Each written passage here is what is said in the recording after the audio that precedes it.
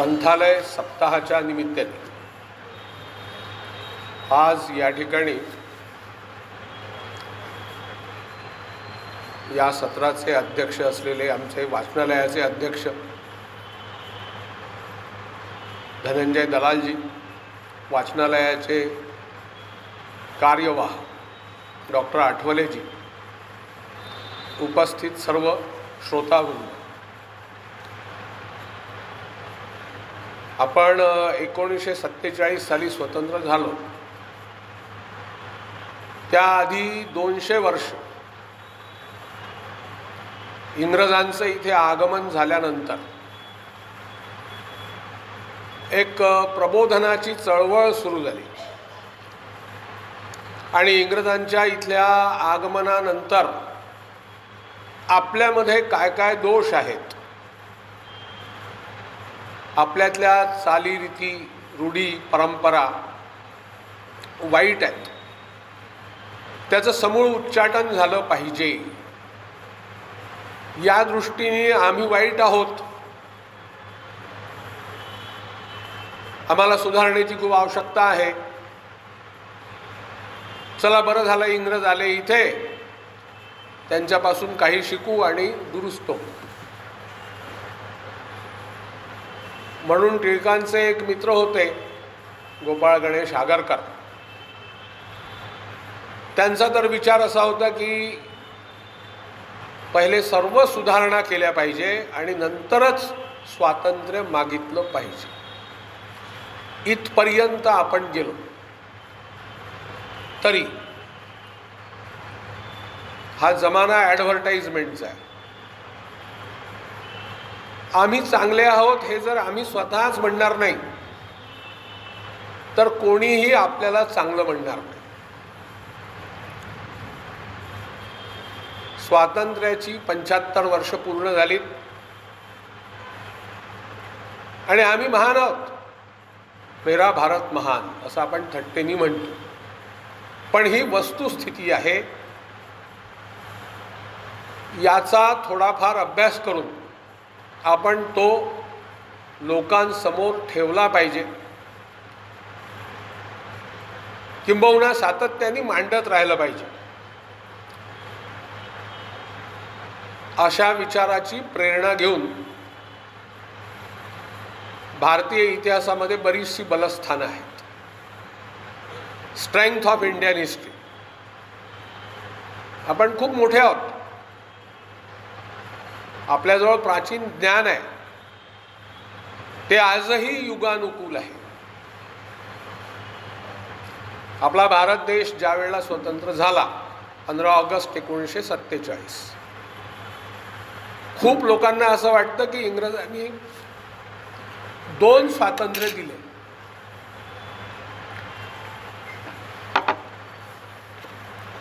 त्यापैकी एक भारताचं आणि एक पाकिस्तानचं. पण मित्रहो, ते 2 स्वातंत्र्य नव्हते, ते एकूण 567 स्वातंत्र्य होतं. भारताचं एक स्वातंत्र्य, पाकिस्तानचं एक स्वातंत्र्य आणि 565 565 जी स्वतंत्र संस्थानं होती, कोल्हापूरसारखी. आपण इकडे जर रायपूरकडे जायला निघालो तर डोंगरगडच्या बाजूला असलेलं खैरागड, अशी 565 संस्थानं आणि भारत आणि पाकिस्तान असे एकूण 567 स्वातंत्र्य दिले. म्हणजे भारताचा नकाशा आज जो काही दिसतोय तो असा ठिगळांचा नकाशा राहिला असता. पण ताबडतोब, म्हणजे आपण त्याला म्हणू फ्रॉम डे 1, सरदार वल्लभभाई पटेलांनी याचा विचार केला, एक मसुदा तयार केला, सर्व संस्थानांच्या प्रमुखांना, राजांना पाठवला आणि त्यांना सांगितलं की आपलं स्वातंत्र्य हे आमच्या भारतीय स्वातंत्र्यात विलीन करा. 562 संस्थानिकांनी हे मान्य केलं, आम्ही राजे नाहीत, आमचं हे राज्य नाही, आम्ही हे भारतीय स्वातंत्र्यात विलीन करतो.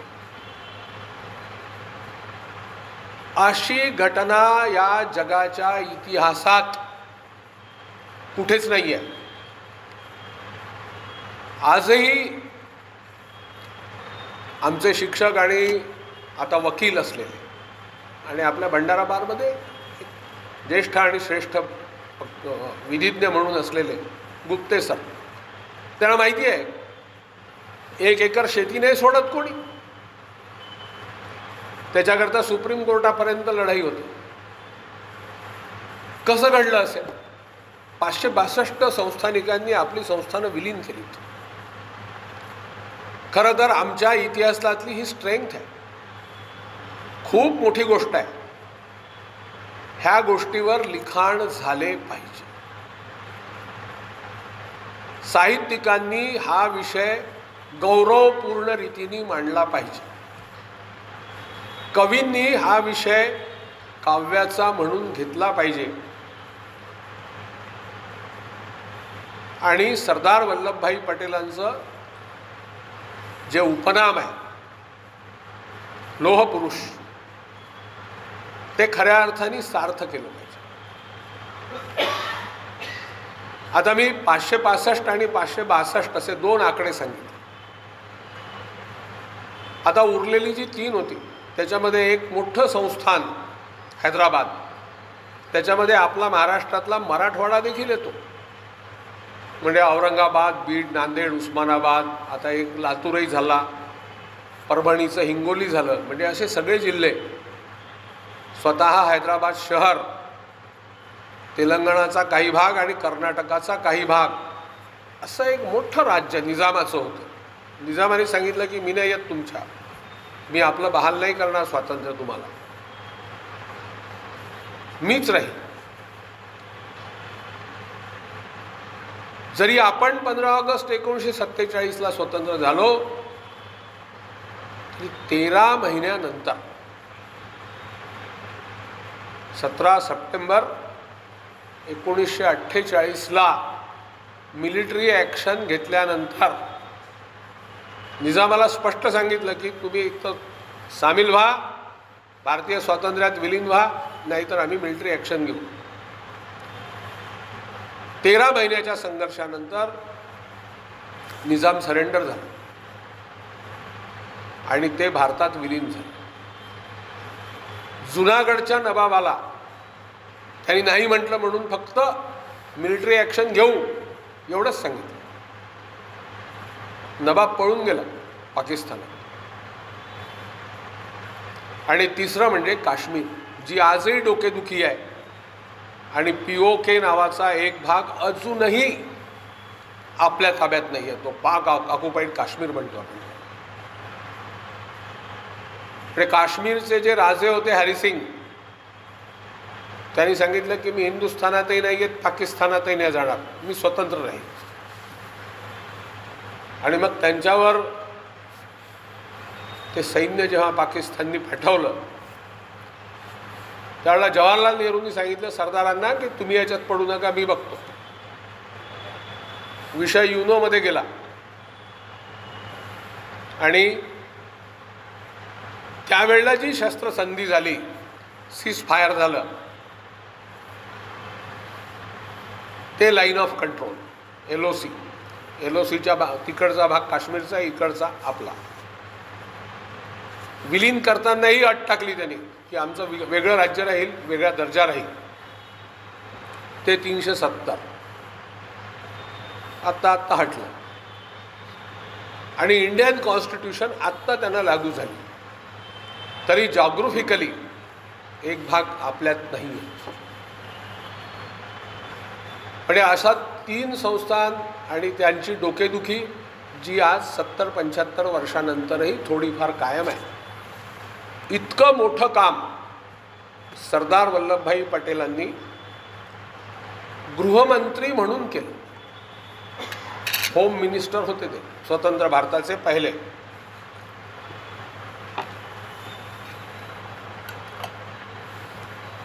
आपण असा जगाच्या इतिहासात पाहतो आणि आपल्याला नावं ठेवतो. काय आमचं राज्य जातीवाद आहे, भाषावाद आहे, प्रांतवाद आहे आणि आपली लोकशाही कुचकामाची आहे असं आपल्याला वाटत राहतं. आणि स्वतःला दूषणं देणे हे आपलं बंधन आहे होत. म्हणजे तुम्हाला मी सांगतो की इंग्लंडचा प्राईम मिनिस्टर, आताचा हा अपवाद वेगळा ऋषी सुनकचा, याआधी ख्रिश्चनच होईल आणि तेही ख्रिश्चन धर्मामधले जे दोन पंथ आहेत, रोमन कॅथलिक आणि प्रॉटेस्टंटच होईल. फक्त एक मॅकडोनाल्ड, आणखी एक दोन अपवाद आहे, ते रोमन कॅथोलिक होते. इतका स्पष्ट धर्मवाद, लोकशाहीची आई ज्याला म्हणतो आपण, त्या इंग्लंडमध्ये आहे,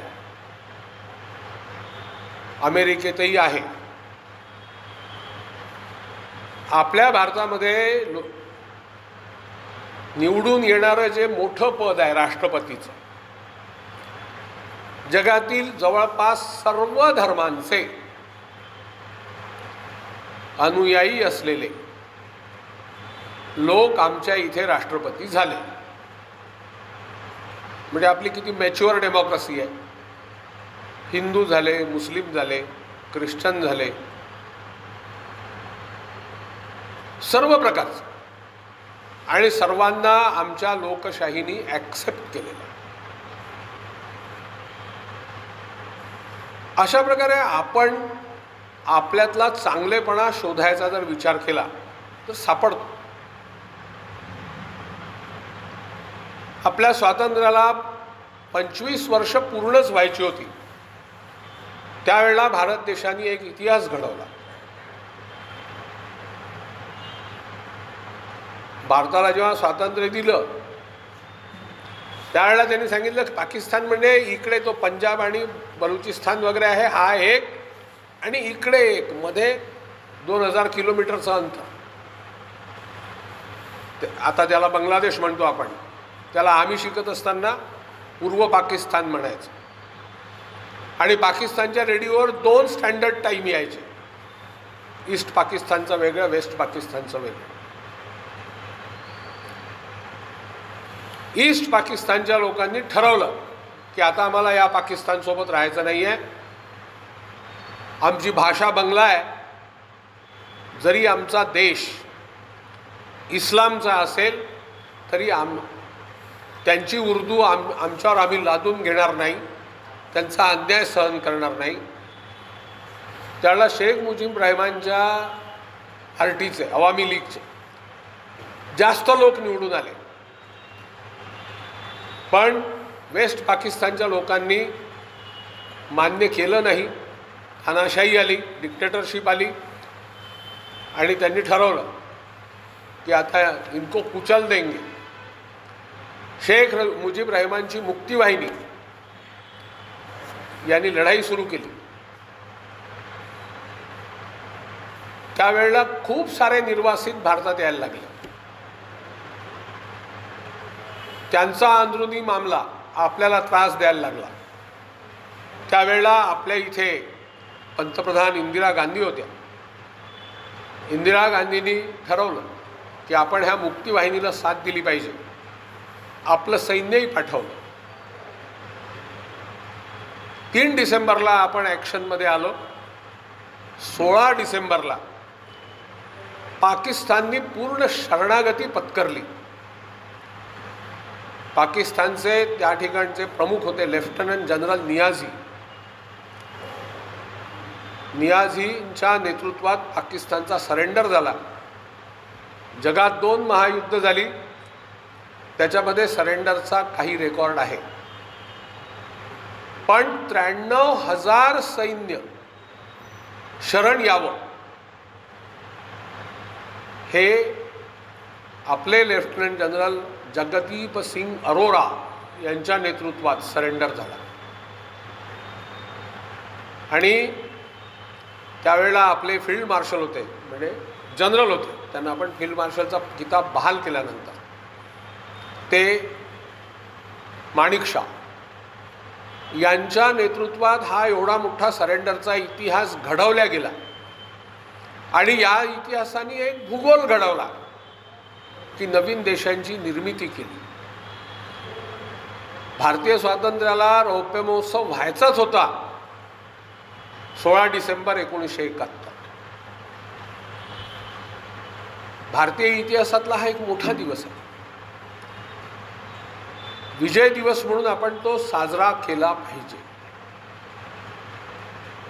भारतीय लष्कराचं ग्लोरिफिकेशन करणे असाही तो विषय राहू शकतो, पण याच्यावरही फारसं लिखाण झालेलं नाही.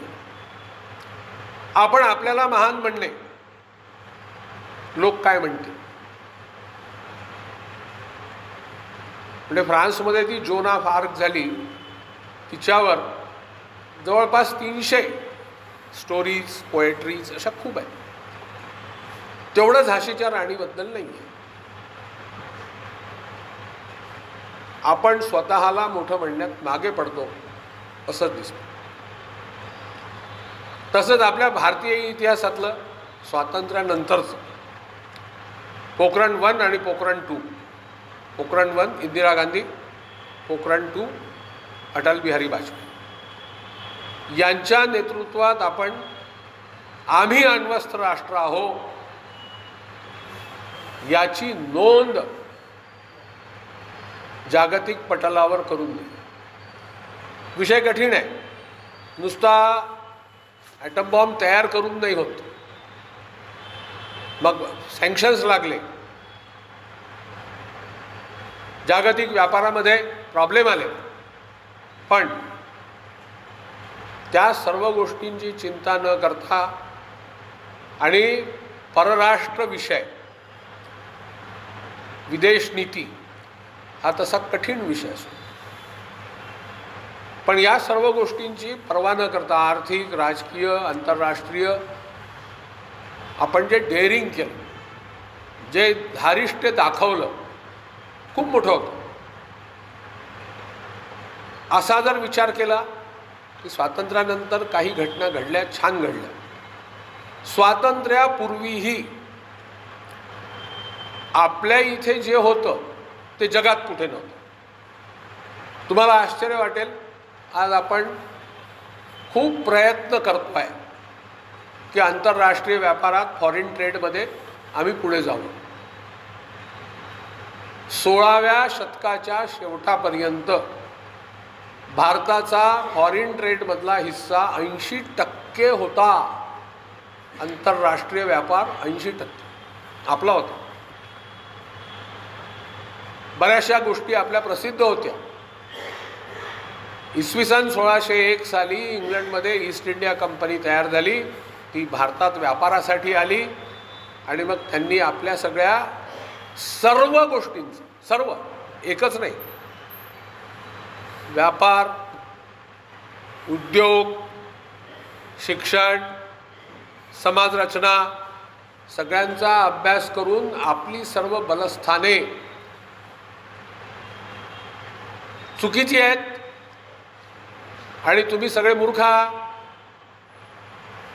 तुम्हाला वैद्यकशास्त्र समजत नाही, तुम्हाला औषधीशास्त्र समजत नाही, इंग्रजीतून मिळेल ते ज्ञान मराठी किंवा संस्कृतमधून मिळेल ते अज्ञान, हे त्यांनी सांगितलं. इतकं छान रीतीने सांगितलं की आम्हाला पटलं. आणि आजही माता पिता विचार करतात की याला मराठीतून शिकवलं तर हा एक अज्ञानी माणूस तयार होईल, त्याला इंग्रजीतूनच शिकवलं पाहिजे, त्याला अज्ञानी नाही करायचं आम्हाला. म्हणजे इंग्रज गेल्याला 75 वर्षाच्या वर पूर्ण होऊ नये, त्यांनी जे कॅनव्हासिंग केलं ते अजूनही आम्हाला पटतं. पण तुम्ही एक विचार करा, आर्यभट्ट, वराहमिहिर, ब्रह्मगुप्त हे 3 मॅथमॅटिशियन आपल्या इथे होऊन गेले. आर्यभट्टांनी त्या काळात साधन सामुग्रीची टंचाई असताना, विपुलता नसताना,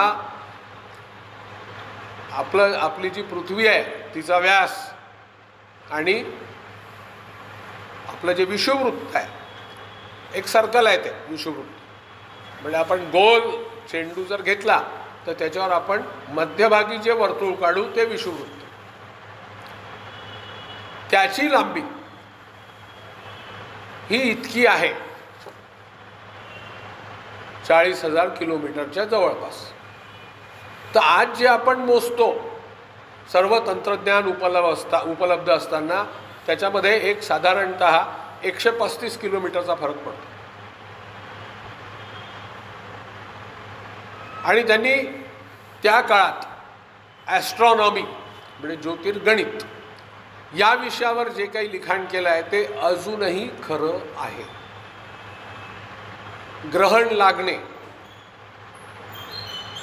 किंवा शुक्र, बुध, मंगळ, गुरु, शनी यांच्या गती,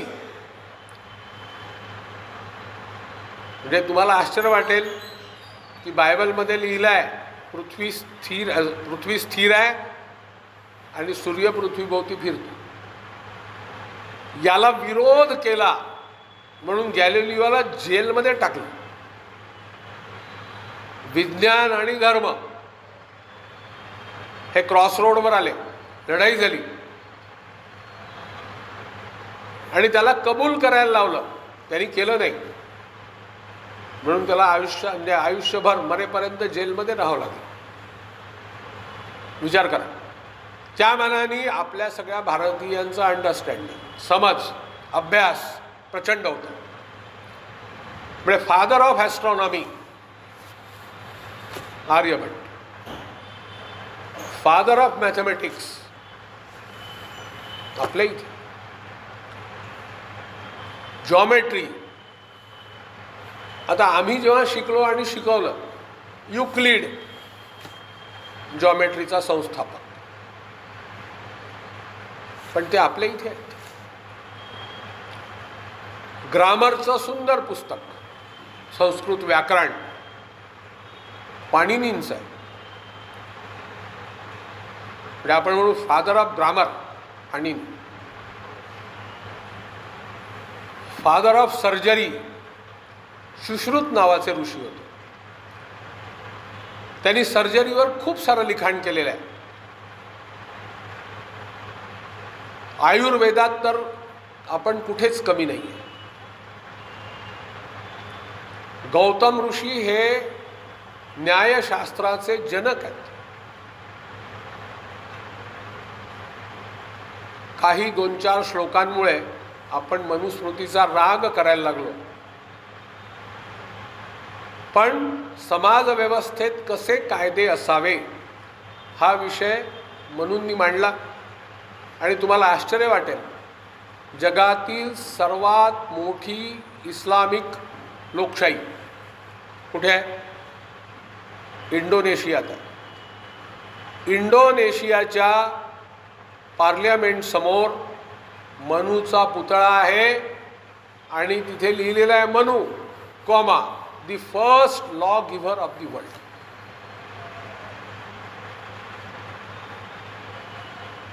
कोणतीही ज्ञानशाखा असेल, फॅकल्टी, त्या फॅकल्टीचे सर्व फादर्स आपल्या इथे आहेत.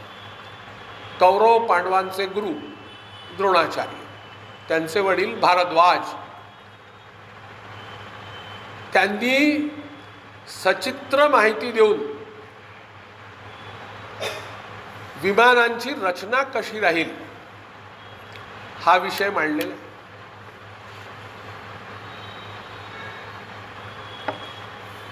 विथ फिगर्स डिस्क्रिप्शन आहे. तसा जर विचार केला तर आपल्या इथे महाकाव्य, ज्याला इपिक्स म्हणतो आपण, एक होमर नावाचा कवी होऊन गेला आणि त्यांनी इलियड नावाचं महाकाव्य लिहिलं. व्यासांनी महाभारत नावाचं महाकाव्य लिहिलं. महर्षी व्यासांचं महाभारत 16 पट आहे. इलियडच्या 16 पट. बरं, एवढंच लिहून थांबले नाही ते. वेदांची रचना केली. आता वेद हा विषय असं लिहिलंय, वेद अपौरुषेय आहेत. म्हणजे काय? पर्टिक्युलर या वेदाचा मालक अमुक, लेखक अमुक असं नाही आहे. वेदातल्या ऋचा ह्या निरनिराळ्या ऋषींनी तयार केल्या, आपसात चर्चा केली आणि फायनल केलं. जसं आपल्या इथे कायदा आला, राजीव गांधींनी कायदा आणला की 21 वर्ष व्होटिंग राईट नाही, आता 18 वर्ष. पण कायदा कोणी केला? पार्लमेंटनी कायदा केला, संसदेने कायदा केला. कायदा हा जसा अपौरुषेय आहे, आपण प्रचाराकरता एकाच्या नावावर तो लावतो. 370 कोणी हटवलं? मोदींनी हटवलं म्हणतो आपण. नाही, आमच्या पार्लमेंटने हटवलं. तसं वेद हे अपौरुषेय आहेत.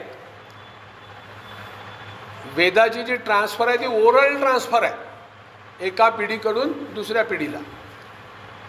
पण वेदाला 4 भागात विभाजित करणे, चॅप्टरायझेशन ऑफ वेदा, हे महर्षी व्यासांनी केलं. 18 पुराण महर्षी व्यासांनी लिहिलीत. महाभारताचा एक पार्ट म्हणून भगवद्गीता व्यासांनी लिहिली. तो एक प्रसंग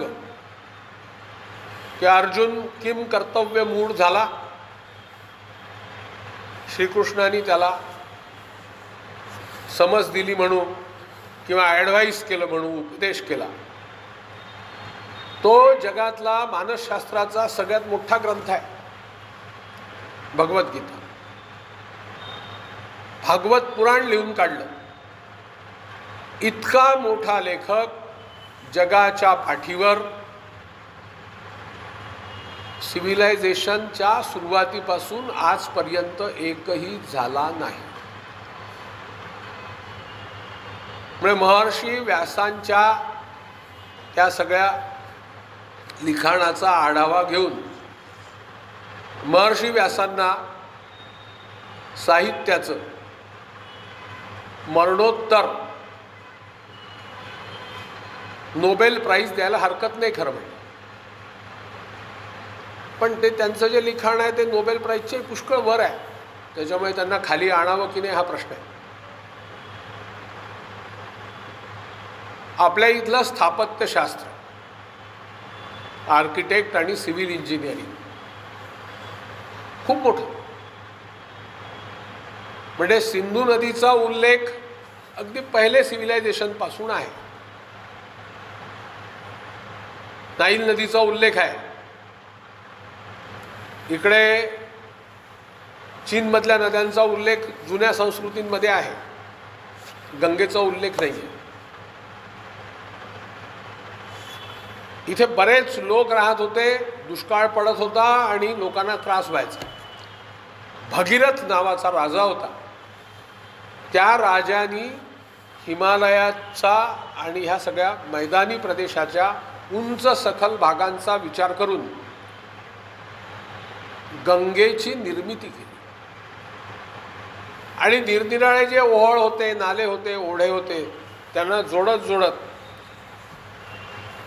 चांगल्या लांब मार्गाने त्या नदीला प्रवाहित करून सुंदरबनमध्ये नेलं. आणि तिथेही अनेक मुखांनी, ज्याला आपण डेल्टा म्हणतो, तो एक त्रिभुज प्रदेश निर्माण झाला आणि खूप सुपीक. म्हणजे प्रजेवरील दुष्काळाचं संकट निवारण्यासाठी भगीरथ राजांनी, पण लिहिताना कसं लिहितात, भगीरथांनी तपश्चर्या केली. आता आधुनिक भाषेत म्हणायचं भगीरथांनी अभ्यास केला. आणि ती पूर्ण टोपोग्राफी अभ्यासून ब्रह्मपुत्रा होतीच, सिंधू होतीच, ब्रह्मपुत्रा आसामकडे, नॉर्थ ईस्टला, सिंधू इकडे. आता सिंधूचा बराचसा भाग पाकिस्तानात गेला आहे. पण मध्ये म्हणजे उत्तर प्रदेश आणि बिहार जिथे प्रचंड लोकसंख्या आहे आजही, त्या लोकसंख्येची काळजी घेण्याच्या दृष्टीने भगीरथांनी हे जे काम केलं आहे खूपच मोठं काम आहे. पण या कामाचीही नोंद आम्ही त्या प्रकारे घेत नाही. आता सध्या युनोनी एक मान्य केलं आहे की आपण जे तांदूळ गहू खातो ते कदान नाही, आणि श्रीअन्न कोणतं आहे, मिलेट्स. हा देखील उल्लेख आपल्या आयुर्वेदात आहे. कायाकल्प व्हावा म्हणजे आपल्या शरीराला 70-75व्या वर्षीही पुन्हा तारुण्य प्राप्त व्हावं म्हणून चवन ऋषींनी च्यवनप्राशचा शोध लावला. ती स्टोरी आहे की त्यांनी म्हातारपणात मग लग्न करायचं होतं म्हणून आपण शरीराला तारुण्य कसं आणायचं याचा विचार करत जे शोधून काढलं ते च्यवनप्राश. आज जगात जेवढे शास्त्र आहेत त्या सर्व शास्त्रांचे जनक भारतात आहेत. जगाला समतेचा संदेश देणारे गौतम बुद्ध भारतात झाले. त्यांनी पहिले जे ज्ञान दिलं ते बनारसजवळ सारनाथ म्हणून आहे त्या ठिकाणी, आणि तो धर्म पूर्ण आपल्या आशिया खंडात पसरला, भारताच्या पूर्वेला. त्याच्यावर लाईट ऑफ एशिया म्हणून लिखाण केलेलं आहे प्रोफेसर CEM जोडनी, की केवढा मोठा माणूस या भारत देशाने जगाला दिला. अशा खूप साऱ्या देणग्या, खूप सारी बलस्थानं आपल्या भारत देशाची आहेत. केवळ अकॅडमिक म्हणूनच याचा विचार न करता तुम्हाला सांगतो, पतंजली म्हणून एक ऋषी होऊन गेले. त्यांनी योगशास्त्राचं लिखाण केलं. अष्टांग योग, अष्टांग योगामध्ये त्यांचे चॅप्टर्स आहेत यम, नियम, आसन, प्राणायाम, प्रत्याहार, ध्यान, धारणा, समाधी, 8. या 8 चॅप्टरपैकी आसन आणि प्राणायाम हे 2 चॅप्टर घेऊन त्याचा डिटेल अभ्यास करून त्याचा प्रचार प्रसार करून रामदेव बाबांनी तो विषय युगानुकूल केला आणि जगभर पसरवला. त्याला पूर्ण मॅनेजमेंटची जोड दिली. म्हणजे पतंजली ऋषींच्या 8 चॅप्टर्सपैकी 2 चॅप्टर डिटेल घेऊन, डिटेल युगानुकूल रीतीने, आज जसं पटेल, रुचेल, पचेल अशा भाषेत लोकांना सांगून, आयुर्वेदाचा अभ्यास करून त्यांनी आपलं नेटवर्क जगभर पसरवलं. तुम्हाला खरं सांगतो, संस्कृत साहित्यापैकी कोणत्याही एका गोष्टीचा प्रचंड अभ्यास करून आपण जगभर पसरू शकतो. ते जे साहित्य आहे ते आजच्या युगाला पटेल, पचेल, रुचेल अशा रीतीने मांडू शकतो. आणि ते जर मांडलं, राधाकृष्णन इंडियन फिलॉसॉफीचे स्पोक्समन म्हणून जगभर प्रसिद्ध झाले, डॉक्टर सर सर्वापल्ली राधाकृष्णन. विवेकानंदांनी तर कमाल केली, रामदेव बाबांनी कमाल केली. आपणही करू शकतो, पण ठरवलं पाहिजे, स्वतंत्र इच्छा. स्रोत इथे आहे तो संस्कृतमधून काढून हिंदीत किंवा इंग्रजीत सांगितला तर जमू शकतं. म्हणजे जगात विद्वान म्हणून प्रसिद्ध व्हायचं असेल, आपला विषय कोणताही असो, भारतीय प्राचीन साहित्य आपल्याला नक्की मदत करेल. आणि जगातील कोणत्याही ज्ञानशाखेत, म्हणजे ती शाखा खगोल असो की भूगोल असो, स्पेस असो की जॉग्रफी असो, त्याच्यामध्ये आपल्याला खऱ्या अर्थाने मोठं होता येईल. आपण सगळ्यांनी भारतीय इतिहासाच्या ह्या सर्व बलस्थानांचा विचार करून मी दुबळा आहे, माझा भारत हा मूर्खांचा देश आहे असं न समजता आज भारतातून जे लोक बाहेर गेले मूळ भारतीय वंशाचे, नासामध्ये सायंटिस्ट आहेत 40% भारतीय वंशाचे, USA मध्ये सॉफ्टवेअरमध्ये आपण पुढे आहोत. म्हणजे मी एकदा TV वरचं कोणतं तरी चॅनल ऑन केलं, त्यावेळेला तिथे बहुतेक बिल क्लिंटन होते. ते एका युनिव्हर्सिटीच्या आपल्या पालकांसमोर बोलत होते. Parents, please mind, please love your family. आता हे भारतात सांगायची गरज नाही आहे, आपण आपल्या फॅमिलीवर प्रेम करू, तिथे नाही आहे असं मला वाटतं. प्लीज लव युअर किड्स, आपल्या मुलांवर प्रेम करा. And let them love mathematics. हे कोण? बिल क्लिंटन सांगतात. कोणाला? पेरेंट्सला. कशामुळे सांगतात आहे? कशाच्या भीतीमुळे सांगतात आहे?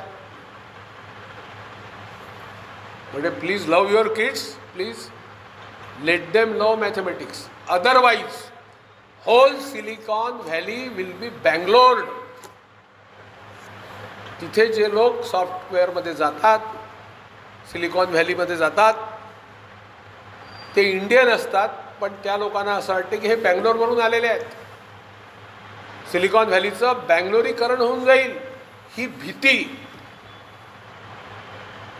राष्ट्राध्यक्षांनी व्यक्त करणे आपल्याला कॉम्प्लिमेंट्स आहेत. आपण सगळ्या ह्या गोष्टींचा विचार करून, मी दुबळा नाही आहे, मी महान आहे, माझा देश महान आहे, माझ्या देशाच्या परंपरा महान आहेत, हा विश्वास आपल्या हृदयाशी बाळगून आपण या देशाकरता जगलो पाहिजे. आणि जगात कुठलं तरी एक चॅप्टर मांडलं पाहिजे, हा विषय डोक्यात ठेवून पुन्हा एकदा अभ्यासाला लागूया. आणि आपल्या भारताला महान म्हणणे आवश्यक आहे. थोडीफार शंका असेल तर आज माझ्या भाषणातून ती दूर व्हावी अशी अपेक्षा व्यक्त करतो आणि थांबतो. जय हिंद, जय महाराष्ट्र.